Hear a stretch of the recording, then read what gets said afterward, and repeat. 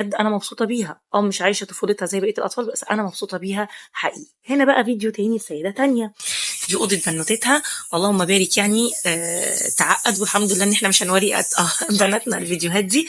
بتدخل بتظبط لها حاجتها، حياتها، تواجهها، هي اللي بتعمل كل حاجة. البنت ما عليها إن هي تحت في البيسين بتلعب، سواء بقى مع اخواتها سواء مع باباها، وماما بتلم اللعب مكانها، مش بتخليها حتى هي تقف أو تقوم تنظف ده بنفسها.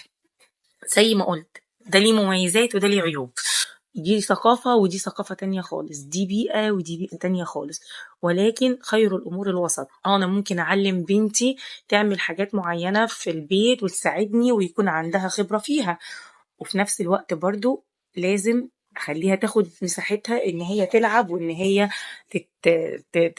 تمارس طفولتها. دي طفلة 5 سنين، والطفلة الآسيوية التانية اللي شفناها برضو طفلة 5 سنين، في فرق جامد.